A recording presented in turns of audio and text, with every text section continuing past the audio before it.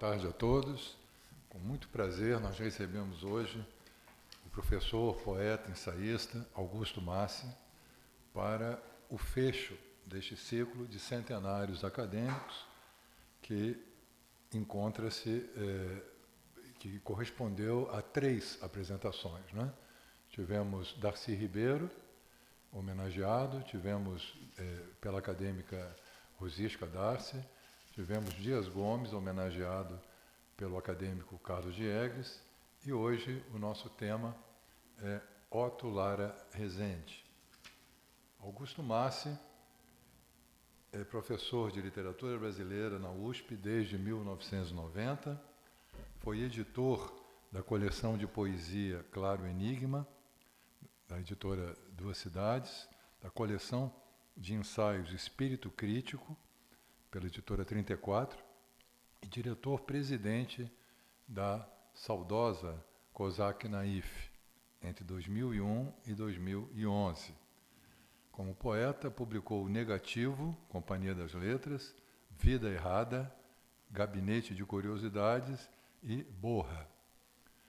Devo, na condição de bibliófilo e colecionador de poesia, lavrar um pequeno protesto aqui, porque eu procuro esses 2 últimos títulos, né, no site da Estante Virtual, que tem 4 milhões de livros, salvo esses 2 aqui. Se tiver algum, eu me candidato a um exemplar deles, para que a minha massiana fique completa. Crítico literário, organizou e prefaciou obras memorialísticas, Gaveta dos Guardados, do pintor gaúcho Iberê Camargo, Eu Vi o Mundo, do pintor pernambucano Cícero Dias, Diário do Hospício, Cemitério dos Vivos, de Lima Barreto. Vem se dedicando igualmente ao estudo da crônica. Organizou e apresentou retratos parisienses, Zé Olímpio, de Rubem Braga, e mais recentemente, uma esplêndida antologia intitulada Os Sabiás da Crônica, que saiu pela Autêntica em 2021. Desde 2010, vem dando especial atenção à trajetória literária de Otto Lara Rezende, além de um alentado pós-fácil para o volume de contos Boca do Inferno, Companhia das Letras, 2014, também publicou ensaios sobre os contos e as crônicas do escritor mineiro. Eu acrescentaria a esse currículo aqui, digamos, de fonte oficial, né, algumas informações paralelas. A primeira é que ele também organizou uma esplêndida edição da Poesia Reunida de Raul Bopp, né, que obteve 2 edições pela Zé Olímpio, ambas, né? E, no aspecto particular, no período em que ele foi o editor, né, o diretor da COSAC Naif, eu tive assim também o privilégio, a honra de ter 2 livros meus avalizados e encaminhados pelo Augusto Massi, um deles um resgate do primeiro livro composto por Drummond 5 ou 6 anos antes de alguma poesia. Ele nunca publicou, era um exemplar único, os 25 poemas A Triste Alegria, e que saiu numa edição facsimilar primorosa da COSAC Naif. E pouco tempo depois, também eu tive essa grande alegria de receber a sugestão, a proposta do Augusto para uma nova edição do meu livro, João Cabral inicialmente chamava Poesia do Menos, e que na COSAC Naif recebeu acréscimo de vários capítulos e ficou com o título de João Cabral, Uma Fala Só Lâmina. Portanto, aqui também de público, eu agradeço essas intervenções editoriais do Augusto Massi. A palestra de hoje se intitula Ilusão de Ótica, e com a palavra o nosso convidado.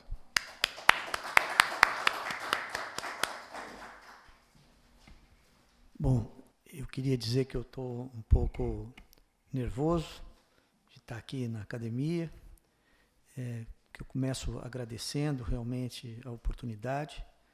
Eu não me considero um especialista no Otto Lara Rezende, mas me considero um apaixonado pela literatura dele e também pela trajetória cultural, jornalística, não é? E do grande conversador que eu não tive a oportunidade de conhecer pessoalmente, mas por todos os depoimentos que eu recolho, vejo que era um homem dado exatamente à prosa, vamos dizer, diária, cotidiana, com muito humor. Então, o que eu vou propor aqui é essa ideia da ilusão de ótica, né? É um pouco apresentar 3 visões do Otto, né, que se embaralham ao longo do tempo. É uma espécie de como se o Otto fosse visto, na verdade, por outras pessoas, entre elas Nelson Rodrigues, Dalton Trevisan e Clarice Lispector, né? O Otto, sendo a gente pensando no centenário, é sempre bom falar que ele tinha uma vocação, vamos dizer, desde menino para ser escritor. Ele queria ser escritor, né? Então, ele é de São João del Rei, nasceu no ano da Semana de Arte Moderna, 1922. É alguém que tem todo um grupo, né, de companheiros já em Belo Horizonte, em São João del Rei. Ele conhece o Paulo Mendes Campos. Mais tarde, em Belo Horizonte, ele vai travar contato com Fernando Sabino e depois vai se agregar à figura do Hélio Pellegrino. Então, esses 4 amigos que vão estar, de alguma forma, representados no livro fabuloso do Fernando Sabino, Encontro Marcado, né? Essa primeira etapa do Otto, eu diria que é a etapa, do ponto de vista da historiografia literária, a mais conhecida. Saíram muitos livros sempre contando, então eu não vou me concentrar muito nesse período, eu só vou falar um pouco da trajetória dentro do grupo. Ele era alguém que tinha uma certa precocidade. Todos os 4 eram precoces, começaram a publicar muito cedo, né?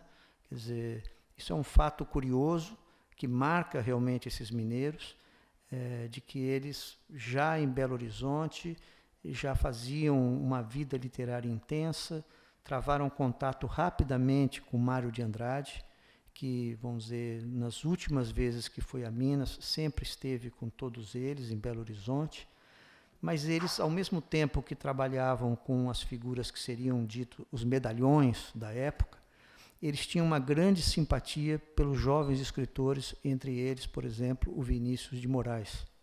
Então, eles realmente eram dados a uma certa sociabilidade através do jornalismo, um jornalismo cultural e literário, né? Esse primeiro período, então, de Belo Horizonte, eles fizeram o caminho que quase todos, pouco a pouco, né, várias gerações de mineiros, um pouco inspirados até naquela lógica do poema do Carlos Drummond de Andrade, né?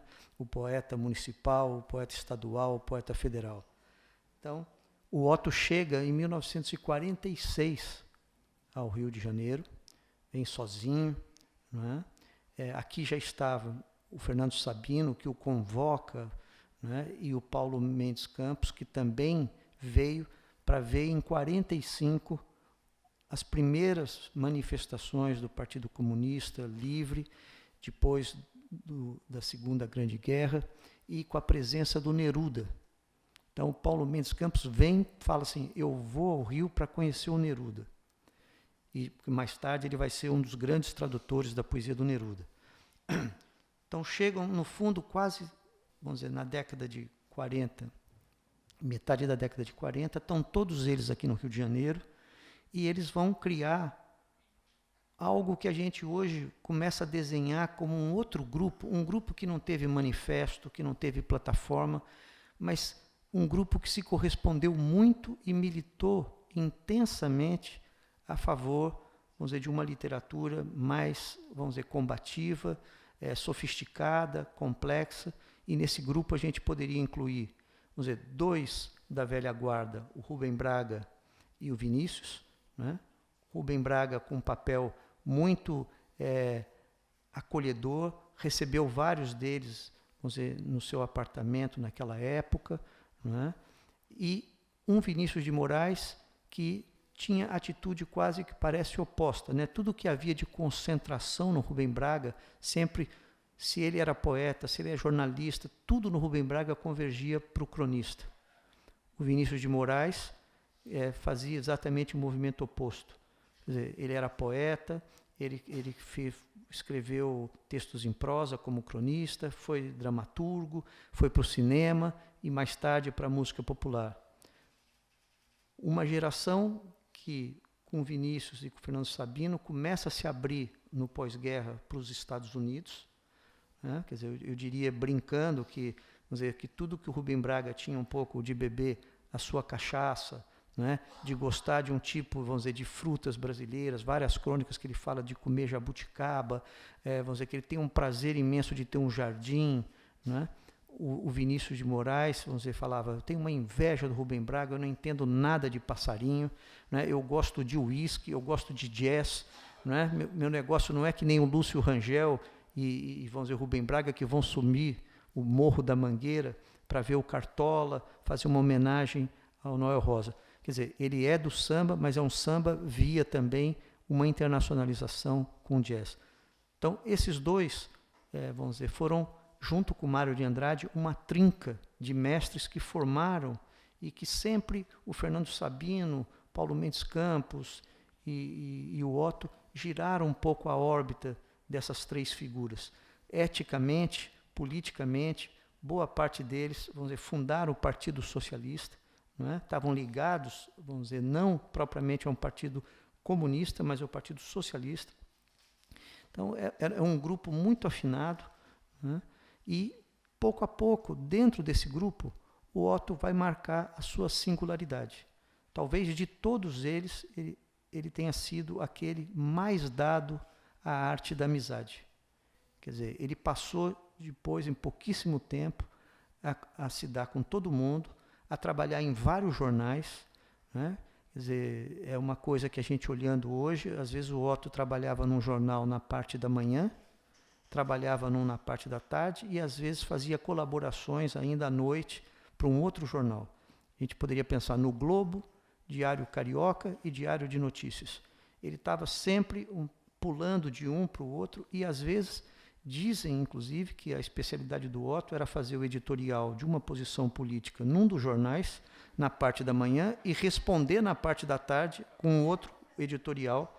Quer dizer, que ele tinha essa versatilidade, que era muito impressionante, que chamava a atenção de todos. Não é? Quer dizer, um datilógrafo exímio que sentava, vamos dizer, não só com a agilidade realmente de datilografar o texto, mas às vezes ele ficava parado e as pessoas, mas Otto, o jornal está já fechando, você tem que entregar o seu texto. Ele, de repente, sentava, fazia o texto sem corrigir, sem nada, o texto limpo, inteiro. Então, vocês vejam, quer dizer, aqui tem algo daquele menino que já lá de São João del Rei se dedicava à literatura, se dedicava ao jornalismo. Ele fala que ele entrou no jornalismo exatamente como o cachorro, quando está diante da igreja, viu a porta aberta, entrou. Né? Então, todos esses fatos ele conseguiu contar um pouco, vamos dizer, desse início, né, dos primeiros anos. Mas eu diria que, vamos dizer, como escritor, ele demorou um pouquinho para publicar em livro. Né? Ele foi publicando vários contos, e quando eu digo que ele era precoce, ele, com 12 anos, ele já tinha um livro de contos, 9 contos, chamado Monograma. Aos 16, ele tinha um outro livro com 8 contos, chamado Família. Esses contos eu fui com o tempo localizando, antes de ter o acervo do Instituto Moreira Salles, onde hoje está depositado todo o material do Otto. Esses contos saíam, às vezes, em jornais os mais variados. Por exemplo, os que pertenciam com esse título Família, tem um chama Pai, Tia, Avô, Irmão. São contos assim, que têm uma unidade. Esse é o primeiro traço desse jovem escritor que depois vai estrear e que ele diz que ele aprendeu com Mário de Andrade, mas eu diria que é só uma generosidade do Otto, porque é bem anterior ao Mário de Andrade. Ele, desde garoto, desde moleque, adolescente, todos os livros que ele planejou de contos tinham uma unidade, tratavam de um assunto, tinham um tema. Então, ele fala mais tarde, no último livro que ele publicou, uma coletânea pela Ática, chamado O Elo Partido, em que ele comenta, dá uma entrevista e fala que o Mário de Andrade cobrou dele desde o começo, Não fique reunindo contos esparsos. Pense numa unidade, dê uma unidade ao seu livro de contos. Mesmo o livro de contos deve ter um contorno. Bom, o Otto, então, ele vai estrear em 1952 com um livro chamado O Lado Humano. É um livro que teve uma recepção discreta, é um livro irregular, que tem grandes contos, mas tem contos que a gente vê de um escritor que está se testando, que está forçando os seus limites. Tem um conto que eu acho que é muito interessante, que já prenuncia o livro seguinte dele, que se chama A Pedrada. Todos esses contos se passam no Rio de Janeiro. Os assuntos giram em torno de uma vida apequenada, onde há elementos da burocracia que lembram um pouco um tratamento meio do Kafka na maneira de abordar ideologicamente as questões da repartição pública.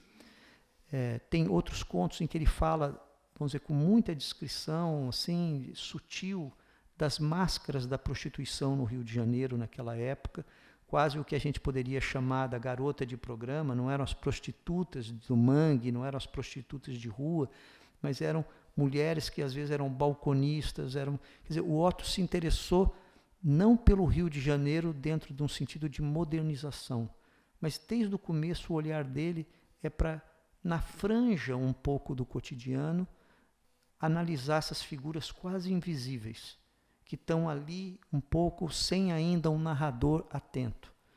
Mas, claro, quando ele está aqui no Rio, uma das primeiras relações dele, das mais fortes, é o Nelson Rodrigues, né, que exatamente vai fazer ao longo da década de 50 um pouco o que o Otto começou a pincelar, a escavar. Quem deu realmente um registro dentro da nossa literatura incomparável, não é, forte, seja nas tragédias cariocas que ele escreveu mais ao longo dos anos 70, não é, seja, vamos dizer, nas crônicas de A Vida Como Ela É, foi o Nelson Rodrigues. E o Otto, vamos dizer, em 51 ele já faz amizade, não é? Ele trabalha um pouco no Globo e depois, na redação do Globo, ele mais tarde vai para o recém-fundado Última Hora. Ele vai trabalhar com o Nelson Rodrigues ali, aí os dois na redação mesmo, e mais tarde, em 55, ambos passam a Manchete. Então, a gente vai assistir mais tarde o Otto não só sendo jornalista, mas exercendo cargos de editor, né? Quer dizer, ele foi editor em vários jornais importantes. Tem um Otto que não vai dar para a gente falar aqui inteiramente, mas que a gente poderia contar uma história do jornalismo no século XX, através também das tarefas que o Otto se impôs e quem ele chamou para compor as redações e trabalhar com ele. Quer dizer, é todo um capítulo bem importante e bem interessante. Mas ele publica esse primeiro livro, O Lado Humano, que é, então, um livro só de contos, e entre esses contos tem um conto que me chamou muita atenção, que já parece um tema dele e do Nelson Rodrigues, que chama A Pedrada. Muito ousado para a época. Se passa num parque operário, no Rio de Janeiro. Tem 3 crianças que estão atirando pedras e encurralando, acuando um homossexual com uma certa idade. Quer dizer, isso é dito em 52 pelo Otto friamente, diretamente, objetivamente, sem propriamente um julgamento. Mas as crianças, quando atiram as pedras, falam: viado, seu viado, e vão atirando as pedras, e essa figura um pouco acuada olha para os edifícios, já essa situação dos primeiros edifícios, e se dirige a uma pessoa que está olhando a cena pela janela e fala: olha, está vendo o que eles estão fazendo? Quer dizer, eles não podem fazer isso comigo. E o aparente menino que está liderando, que durante boa parte do conto o apelido se chama Juca, mais tarde a gente vai saber que é uma menina. Novamente uma questão da sexualidade aparece no homossexual mais velho e nessa menina que lidera 2 outros meninos na atitude de, vamos dizer, quase um linchamento público do homossexual. E, numa certa altura, esse homossexual pega uma pedra, joga e acerta a cabeça de um menino, e o menino cai no chão, começa a sangrar.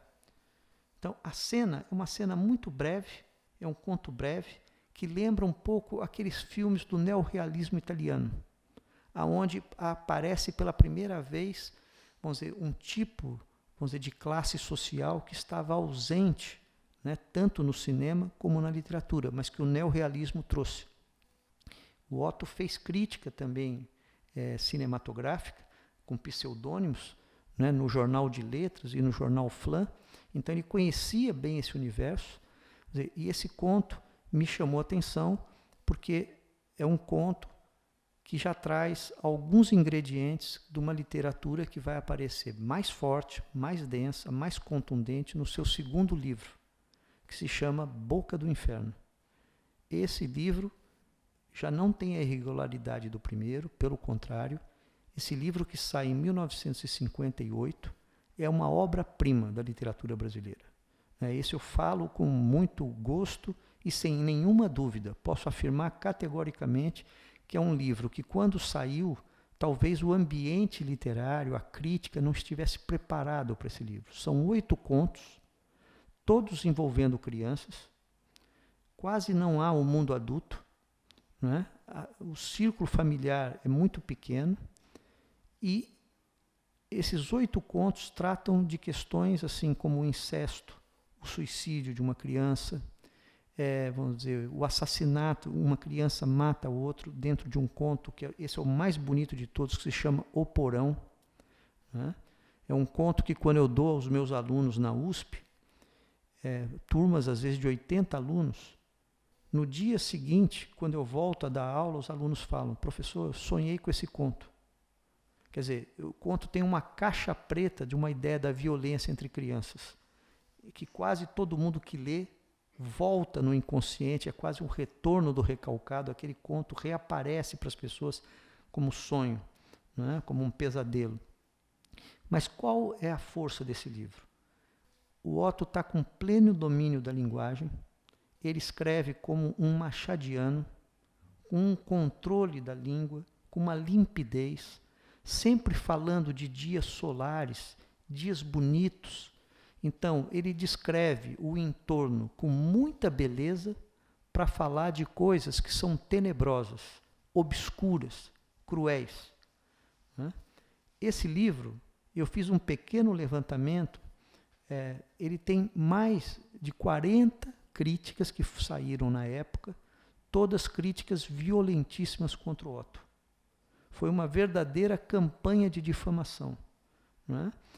O Otto ficou muito traumatizado com isso, porque ele sabia que ele tinha feito um livro forte, um livro, inclusive, que ele trata de coisas cruéis de um modo alusivo, nunca direto, não é uma violência direta, ela está sugerida, mas, claro, é um livro duro, violento, né? E entre, vamos dizer, as coisas que aconteceram para ele acorda um dia de manhã no apartamento dele, está escrito com fezes contra ele, na porta do apartamento, né? Quer dizer, e boa parte dos críticos que escreveram contra eram críticos, às vezes, até razoavelmente, a gente poderia dizer, com uma herança modernista, como Rosário Fusco, Assis Brasil, né? Vários críticos se pronunciaram, e mesmo um Rubem Braga, que gostava do Otto, fala assim: eu acho o Otto um dos maiores contistas do Brasil, mas eu não consegui ler esse livro até o final. É um livro muito triste, é um livro muito duro. Talvez o único que tenha sido cúmplice entre os seus amigos tenha sido o Paulo Mendes Campos, que escreveu uma resenha favorável, elogiando o livro, e o outro personagem importante foi um pequeno poema que o Carlos Drummond de Andrade fala das crianças do Otto. Mas nesses quase 40 textos que saíram contra o Otto, são textos, tem, por exemplo, Wilson Martins. Wilson Martins fala que o Otto não sabe escrever, que o Otto não tem noção, vamos dizer, de como se terminar um conto, que ele não domina a língua. Então, o que aconteceu que foi engraçado? Eu fui ler esse livro muito tempo depois, quando ele foi relançado, né? Vamos dizer, em 2014, pela Companhia das Letras, com o Otto já morto, porque o Otto nunca mais permitiu que esse livro fosse republicado. Isso causou um trauma tão grande que ele abdicou desse livro. Não é? O pai dele, que era dono, proprietário de um internato em São João del Rei, e mais tarde esse Instituto Machado vai para Belo Horizonte, o Otto foi um menino interno, não é?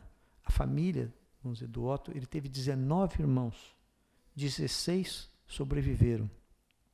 Mas ele era um excelente aluno, o pai cobrava dele ser interno, então ele passou, quer dizer, todos esses livros que ele escreveu no internato, que mais tarde ele chegou a dar aula nesse internato. O pai profundamente católico, vamos dizer, seguindo as orientações do antigo Caraça.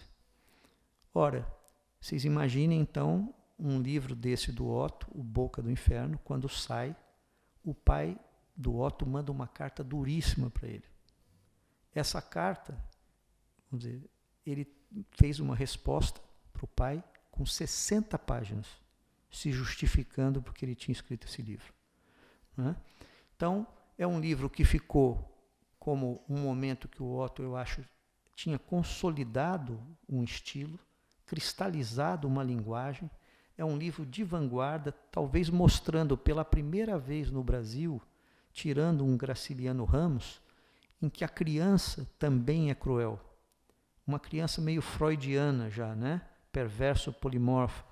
Vamos dizer, esse livro, então, é um livro de unidade, como o outro, que tem tudo gira em torno dessas crianças.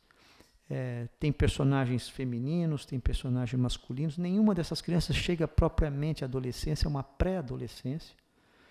E o Otto, quando termina, então, de publicar esse livro e tem essa reação, ele escapa, arranja um emprego no fundo diplomático, larga aqui o jornalismo e vai morar em Bruxelas. Lá, isolado, ele tenta dar continuidade um pouco a essas histórias. Ele vai escrever mais 2 livros que ele passa a ambientar numa cidade imaginária chamada Lagedo, que seria um pouco, vamos dizer, um duplo da sua São João del Rei. E então, nessa cidade, ele vai ambientar o seu terceiro trabalho, que é uma novelinha que inicialmente sai num livro de contos chamado Retrato de Gaveta, né, que ele publica em 62, mas que eram contos remanescentes do Boca do Inferno. E a gente lá tem essa novelinha chamada O Carneirinho Azul, que mais tarde ele vai dar o nome de A Testemunha Silenciosa. Essa novela também é uma história de um crime dentro de uma família que começa a ser destruída. O livro começa, a novelinha começa com a chegada na escola da notícia de que as aulas vão ser suspensas por causa da Revolução de 30. Então, quando estoura a Revolução, Otto vai olhar a grande revolução do país todo a partir de uma cidade pequena do interior de Minas. E é a destruição da família desse menino, que vai perder todos os negócios, porque está contra os vitoriosos. Então o pai vai ter que fechar sua farmácia, a mãe, que era parteira, começa a ser perseguida, com acusações de que ela traiu o marido. Vamos dizer, o avô perde as terras que tinha. Então, é realmente um momento, vamos dizer, de queda dessa família, tudo assistido por uma criança que vai entrando pouco a pouco em contato com esse universo da política, entrando no mundo pequeno. Então, aqui eu já poderia falar uma coisa que é o segundo traço estrutural do Otto. Se ele sempre procura trabalhar com um tema, a partir do segundo livro, Boca do Inferno, ele desloca o ambiente que está na cidade e ele passa a falar de um ambiente que é o interior do Brasil. É como se o Otto quisesse buscar o universal a partir da cor local, da pequena cidade, das pequenas vidas. Não é? Quer dizer, não tem heróis na sua história. É uma vida amesquinhada, apequenada, não é? E que o narrador, meio de tocaia, vai procurar, às vezes, pequenos registros dessas maldades que não estariam supostamente nem numa classe alta, nem na classe, vamos dizer, operária, ou, vamos dizer, nas classes menos abastadas. É uma classe média com uma certa mobilidade, às vezes de uma classe média baixa, provinciana, interiorana, mas que ela detém, como tudo, essa universalidade. E entre essas questões, ele vai investigar a presença do mal, né? De uma certa maldade que está ali. Bom, tudo isso que eu estou armando é para dizer que no momento em que ele conhece, vamos dizer, o Nelson Rodrigues, é o momento, eu acho, que justamente o Nelson faz isso dentro do mundo da cidade, deslocando a sua literatura, suas peças de teatro, suas crônicas, daquela cidade que seria uma cidade projetada para ser mais moderna. O Nelson vai começar a buscar fazer uma prospecção no subúrbio, nos bairros cariocas de subúrbio, né? As tragédias cariocas. E aí tem uma passagem, então, que começa a ser interessante, que esse escritor que tinha se preparado, o Otto se preparou para realmente ser um grande escritor, toda a vida dele, desde pequeno, estava encaminhada, ela sofre um primeiro baque com a recepção muito negativa do Boca do Inferno. E nessa mesma época tem uma crônica que é, vamos dizer, um texto do Nelson Rodrigues sobre o Otto, muito forte, né? Em que ele tinha acabado de escrever uma peça de teatro chamada Otto Lara Rezende, ou Bonitinha, mas Ordinária. Quer dizer, ele pôs o título da peça, ele colocou o nome do Otto. Ele não avisou inicialmente o Otto. E isso causou, vocês imaginem, é quase assim um celeuma entre os amigos, os familiares do Otto. As pessoas ficaram revoltadas, né? Mas por que o Otto, uma pessoa tão boa, discreta, ajuda os amigos? Como você vai expor o Otto no título de uma peça que se chama Bonitinha, mas Ordinária? Você brigou com o Otto? Houve alguma coisa? Você quer manchar o nome do Otto? Então, inicialmente, o Otto fica revoltado, né? Quer dizer, ele era uma figura realmente amiga dos amigos, mas um homem discreto. E aquilo já vinha acontecendo de alguma forma, porque o Nelson Rodrigues punha o nome do Otto em várias das suas crônicas. Então a gente tem crônicas do tipo assim, o cachorro do Otto, os passarinhos do Otto, né? Ele vai falando da vida do Otto. O Otto chegou de Lisboa e não cumprimentou nenhum amigo, não ligou para ninguém. A gente liga para o Otto e o Otto parece que está em Lisboa ainda. Ele esqueceu os amigos. Então ele vai criando um ambiente que tem o coroamento com essa peça, né? E o Otto, então, escreve um artigo no Diário de Minas, fala assim, por que preferi não matar Nelson Rodrigues e manter a amizade, né? Então, ele faz um artigo tentando se explicar, mas o Nelson Rodrigues responde. E aí, para mim, é o primeiro ponto de interesse. O Nelson publica no Cruzeiro, na revista O Cruzeiro, um longo texto que não dá para ler aqui, mas que tem uma passagem muito interessante, em que ele fala assim, ao contrário do que todo mundo pensa, eu sou amigo do Otto, eu gosto do Otto, e por isso eu abri para ele as portas da ficção. Então, ele fala, nada mais importante na vida de alguém que quer ser escritor, fazer parte de uma obra literária. Então, eu estou dando a oportunidade ao Otto, na verdade, de estar presente. Eu não estou, vamos dizer, humilhando, eu não estou manchando, eu não estou maculando. Eu estou divulgando porque eu acho um absurdo que uma pessoa como Otto se desgaste fazendo memorandos, tentando ser banqueiro, trabalhando, vamos dizer, em institutos, quando ele, na verdade, é pura ficção. Ele é um homem ótimo, ele é um personagem. Bom, com esse texto começa a segunda vida do Otto. Ele que se preparou para ser escritor, passa por uma grande transformação a partir desse artigo e dessa peça do Nelson Rodrigues. Ele passa de escritor a personagem. Então, quando eu fui escrever as primeiras coisas sobre o Otto, eu fiquei impressionado como a literatura dele ficava em segundo plano. Mas a figura cativante, a pessoa que era o grande frasista, um bom contador de piadas, né? Um homem, vamos dizer, amigo dos amigos, esse homem acabou se impondo à figura do escritor. Então nunca mais se falou, por exemplo, do Boca do Inferno, não se falou mais da Testemunha Silenciosa.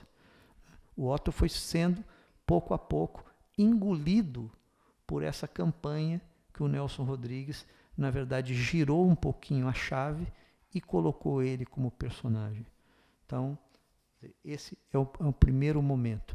A amizade deles é uma amizade de mais de 30 anos e o Otto, no final da vida, já morto, o Nelson Rodrigues, ele em 91, quando ele assume a página 2 na Folha de São Paulo para fazer crônicas, ele, mais maduro, volta a esse episódio e conta isso agora com muito humor, né? Então, como se tivesse aquilo superado. Segundo ponto, junto com Nelson Rodrigues, tem um outro escritor jovem, contemporâneo do Otto, que é o Dalto Trevisan. O Dalto ia ao Rio de Janeiro só para encontrar o Otto. Quer dizer, ele tinha verdadeiro fascínio também pelo personagem Otto Lara Resende. E eles têm uma correspondência enorme.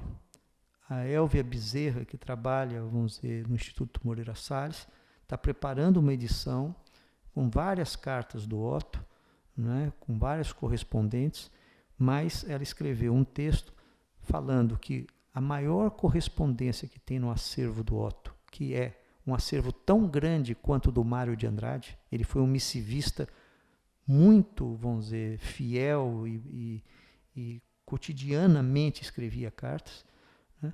O número de cartas que ele tem com o Dalto Trevisan passa de 600 cartas. E ambos começaram ao mesmo tempo.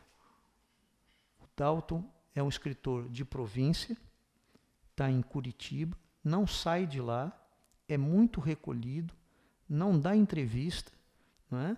É um escritor que, vamos dizer, vai se dedicar inteiramente à sua obra, às vezes vai publicar pequenos livrinhos que ele mesmo produz e distribui entre amigos, vai fazer uma revista literária chamada Joaquim para pôr Curitiba no mapa literário. Essa revista ganha muita importância, é muito elogiada por pessoas como Antônio Cândido, Sérgio Millier, né? Ele vai juntar um grupo em torno dele, entre esses tal poeta José Paulo Paes, tal ilustrador o Poti. Então o Dalton opta por não fazer o caminho que os mineiros faziam, vir para o Rio de Janeiro. Ele fica e ele vai também, assim como o Otto, cultivar o que ele chama uma pequena Ilíada doméstica. Quer dizer, o que ele vai falar são dos casamentos frustrados, vamos dizer, da velhice, casais que brigam. Tem um texto chamado Batalha de Bilhetes, que o casal não se fala, se comunica por pequenos bilhetes, né?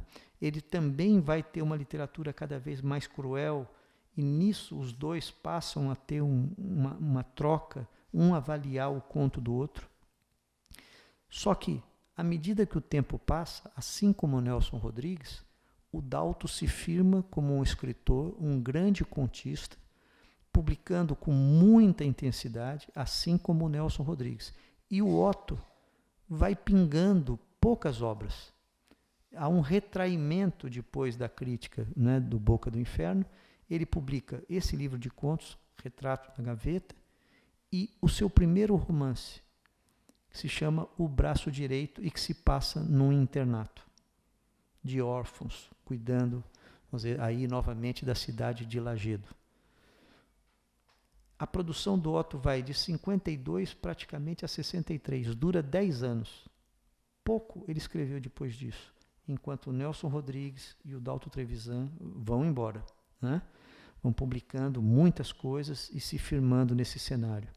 Então é interessante que aquele que tinha uma vocação precoce para ser o escritor da sua geração, talvez os mais aparelhados em termos de linguagem, ele vai se encolhendo, ele se sente um pouco acuado.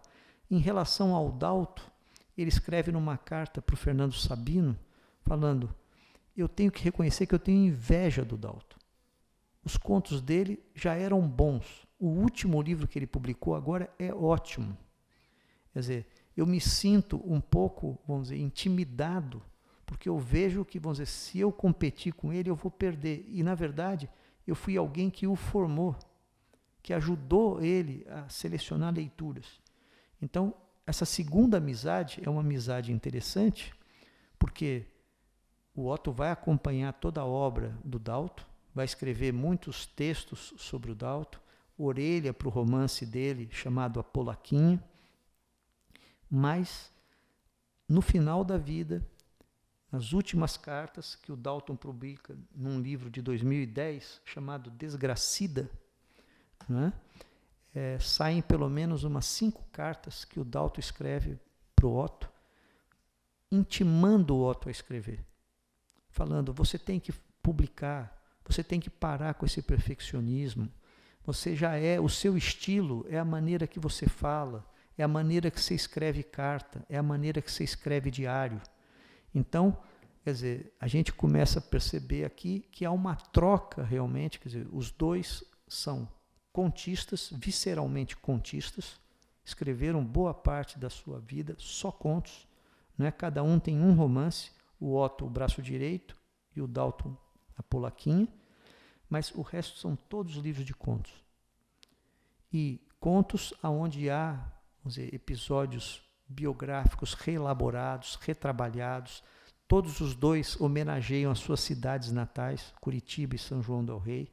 Há uma coisa que a gente vai juntando, então, Otto, Nelson e Dalton, e a gente percebe que são 3 escritores que têm, vamos dizer, um trabalho obsessivo, um trabalho centrado, quase neurótico, vamos dizer, no sentido de perseguir certos temas, de confrontar a sociedade, sendo que o Otto faz isso de uma maneira um grau abaixo do Dalton Trevisan e do Nelson.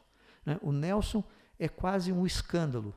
Ele estaria sempre realizado na medida em que a peça, ele não se intimida de chocar o meio. Pelo contrário, isso é um dos objetivos.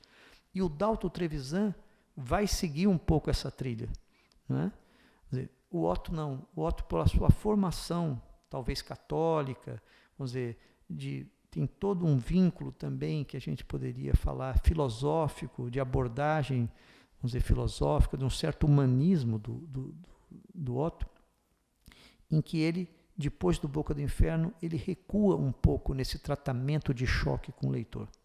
Né? E aqui é interessante a gente notar, eu quero chamar a atenção para esse traço da literatura brasileira, que na década, vamos dizer, de 50, é uma literatura que vai ter ou uma grande concentração na vida da cidade, ou os velhos regionalistas, Zé Lins do Rego, Graciliano, e a entrada do Guimarães Rosa. Quer dizer, é como se fosse uma literatura que trabalhasse o campo e a cidade. O Otto, o Dalton e certo Nelson, eles trabalham em lugares fronteiriços. Eles não pegam esses universos tão demarcados do sertão ou da cidade. Né? É interessante, então, mostrar que o Otto não está sozinho, encontrar uma família um pouco espiritual para o Otto dentro da literatura. E o Dalton, acho que vai cumprir isso, vai ser realmente aquele escritor que vai levar esse projeto até o final, ser universal, sem abdicar de ser um escritor da província. Né? Bom, eu estaria ainda deixando de falar de uma terceira figura, que é uma figura muito importante, e que o Otto conviveu muito, todos os amigos, especialmente o Fernando Sabino, que é a Clarice Lispector. Né? vamos dizer, entre esse grupo de amigos que eles foram formando, ele tinha, vamos dizer, a amizade com o João Cabral, que foi muito forte, com a Clarice, com o Rubem Braga, o Vinícius. Esse grupo foi se formando em torno, vamos dizer, sempre de editoras, às vezes projetos editoriais, como a editora do Autor, a editora Sabiá, né? Quer dizer, eles arranjavam emprego para a Clarice em jornais que eles passavam, seja no jornal Comício, seja na Manchete, no Jornal do Brasil. O Alberto Dines, por exemplo, através do Otto, em conversas, sempre procuraram proteger e achar um lugar para a Clarice publicar suas coisas, até ela conseguir uma projeção muito grande, né, através de revistas como Revista Senhor, a coluna que ela passa a fazer com total independência. O Alberto Dines falava que se chegasse um texto da Clarice e, vamos dizer, ela não abrisse nenhum parágrafo, ele publicava do jeito que vinha, não mexia, que ele achava ela muito sensível e não queria mexer com ela em nenhum ponto que pudesse fragilizá-la, né? Mas a verdade é que a Clarice, ela tem uma correspondência vasta com Fernando Sabino, do grupo, vamos dizer, original desses mineiros. Ela teve um relacionamento breve com Paulo Mendes Campos, que naquela altura estava casado, com filhos, e que foi o segundo relacionamento que ela tentou, primeiro com o Lúcio Cardoso e depois com Paulo Mendes Campos, que ela se sentiu um pouco recusada, né, nessas duas aproximações. Mas com Otto, o Otto ajudava muito ela, mas ela tinha uma relação que ele protegia, mas ele parece que sempre estava na linha de fogo, né? Então vocês vejam que no caso do Nelson, do Dalton e da Clarice, o Otto sempre apanhou um pouco de certos amigos. Ele sofreu, quer dizer, ele era muito bom amigo, mas nem sempre eram tão amigos com ele. Então, para não me alongar aqui, e essa eu acho que é uma crônica muito pequena, que não é uma crônica como o caso do Nelson Rodrigues, que escreveu sobre o Otto, mas é uma crônica que o Otto escreveu sobre a Clarice. Quando ela morreu, ele vem e escreve uma crônica chamada Mãe, Filha, Amiga. Acordei ontem e disse à minha mulher: acho que a Clarice morreu. Anteontem tinha mais uma vez combinado com Rubem Braga de ir visitá-la. Tão pertinho e não fomos. Daí a pouco telefonou Evandro Carlos de Andrade. Clarice morreu. Levei um choque. O telefone tocou e fiquei com medo de ser a Clarice, para me passar um pito. Há tempos ela me telefonou, queria vir jantar aqui em casa. Não veio. Há dias, pouco antes de saber-se doente, telefonou para um amigo e começou a chorar. Queria ouvir uma voz humana, disse ela. E tinha sido atendida com um alô tão doce, tão bom, que se pôs a chorar. Algumas vezes passamos anos sem nos ver. Um sábado dou com ela na rua Prado Júnior. Saltei do carro e rimos, e falamos, e nos abraçamos. Tinha comigo um dos meus filhos, então com 6 anos. Esquecera-se da Clarice, que não via há muito tempo. Quem é aquela moça loura, pai? Me perguntou. E antes que eu respondesse, ela tem dentro dela uma coisa que pula o tempo todo. Ela tem filho? Uns 2 anos depois, alta noite, eu estava batendo papo com Clarice em seu apartamento no Leme. E, de repente, ela me deu um respe. Diga ao seu filho que eu posso ser mãe. Sim, posso ser mãe dele. Posso ser sua mãe, Otto. Posso ser mãe da humanidade. Eu sou a mãe da humanidade. Foi tudo num crescendo avassalador. Uma vez eu estava aqui mesmo, onde me encontro, e o telefone tocou. Era de tarde. Clarice me passou a maior espinafração e desligou. Sentado no chão, ficamos amuados. Achei que ela foi muito injusta comigo. Meses depois fui visitá-la. Sentado no chão, batemos um papo interminável, maior que a noite. Clarice sabia tudo. Eu sou burra, disse ela muitas vezes, mas tinha a centelha do gênio. Era um exemplo brutal da singularidade da pessoa humana. Clarice era Clarice. Nunca em tempo algum haverá outra. Haverá duas Clarices. Com seu jeito brusco e carinhosíssimo, amiga insuperável, de generosidade oceânica, e toda mediúnica, adivinhante, sabia tudo. Depois do incêndio em que se queimou, fomos almoçar com ela, Antônio Calado e eu. E de repente ela explodiu para cima de mim. Que é que você está olhando? Quer ver minhas cicatrizes? E exibiu as pernas de que ela e nós tentávamos fugir. Mãe da humanidade. Sim, ela podia ser. Podia tudo. Estou destroçado. Clarice, minha filha, a vida separa, isola. A morte talvez junte, congregue. Clarice, minha amiga de toda a vida, minha amiga na morte. Felizes os que foram convidados para sempre. Até já, Clarice. Eu acho que eu gostaria de terminar aqui dizendo que se o Nelson Rodrigues abriu as portas da ficção para o Otto, eu diria que a Clarice muitas vezes fechou as portas para o Otto, né? Quer dizer, o Otto era alguém que ela sabia que podia contar para que ela pudesse ser avassaladora, que ela podia falar que ela não ia perder a amizade. E a frase final dele, quando ele fala minha amiga na morte, é uma das grandes coisas do Otto.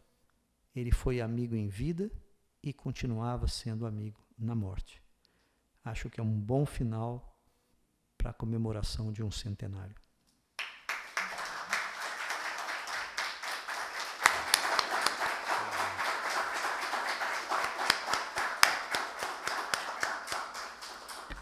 Bom, então ouvimos aqui essa excelente palestra de Augusto Massi, né?